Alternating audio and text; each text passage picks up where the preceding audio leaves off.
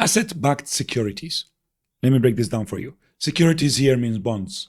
Bonds that are backed by the asset of a bank. What is the asset of a bank? Usually it's a loan. It's loan book. The loans that the bank gives, it's its assets. So these are bonds that are backed by the loans of the bank. Let's explain it. Banks issue loans. Let's look at mortgages. They issue many mortgages. Mortgage 1 or 1,000, mortgage 2,000, mortgage 3,000, and so forth. Mortgage 4,000. Thousands of mortgages. Now, these mortgages will take 15, 20 years to be paid. The bank doesn't want to wait 15 years to get paid. What does the bank do? The bank packages these mortgages together into a package and sells them. To whom? Well, the bank creates a shell company called SPV, Special Purpose Vehicle. A company just on paper, doesn't have any operations. A shell company. The bank creates it and then sells these mortgages to the SPV. Let's say these mortgages are valued at $100 million. Okay, so now the SPV has bought these mortgages from the bank, $100 million. How will the SPV pay for them? Easy. The SPV will issue bonds in the market to investors. And the investors will buy these bonds. What's the value of these bonds? You guessed it, $100 million. The investors buy these bonds, they give the cash to the SPV, and the SPV gives the cash to the bank. This way, the bank receives the $100 million today without having to wait 15 years for these mortgages to be paid. These bonds are the securities, and they are backed by the mortgages.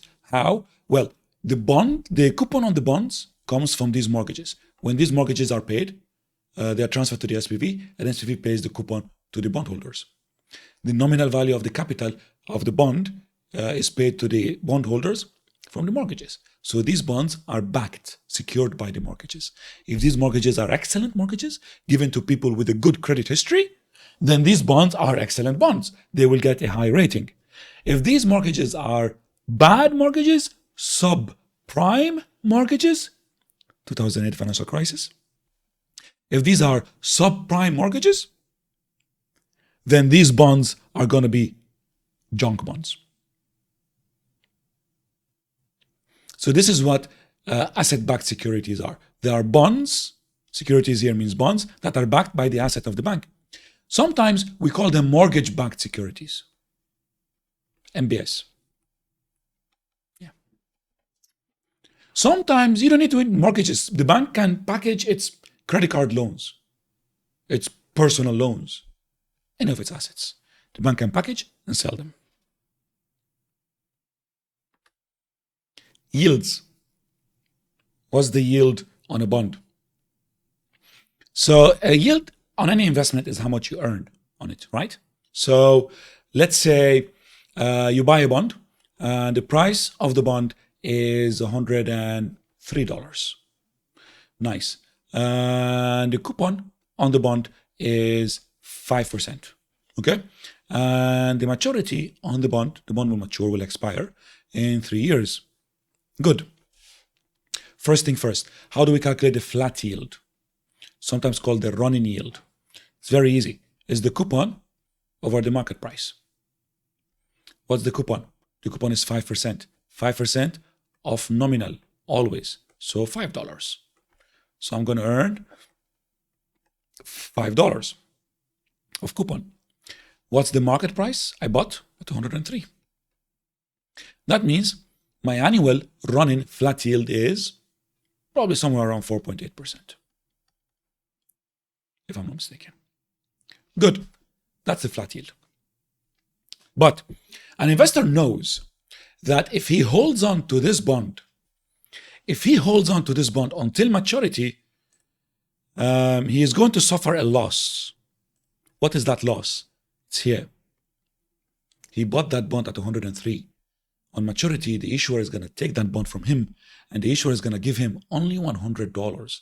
So on maturity, this investor is going to lose $3 from his capital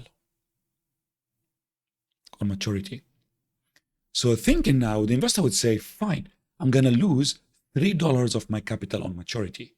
I'm going to hold this bond for 3 years. So technically, I am losing my capital $1 per year for 3 years, right? If you lose $3 from your capital on maturity, and maturity is in 3 years, so technically, every year that passes, you are losing $1 of your capital.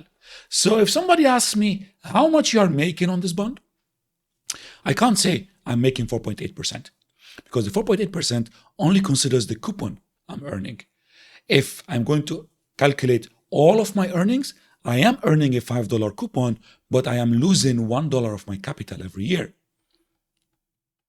So technically, I am making $4 every year, not $5, on a bond that cost me 103. So technically, my yield is somewhere around 3.8%. This is called the redemption yield. Why called redemption yield? Because it looks at the loss that you are making on redemption. It's called the gross redemption yield before calculating tax. The net redemption yield after tax. You might know it as the yield to maturity. That's the term that we might use for it.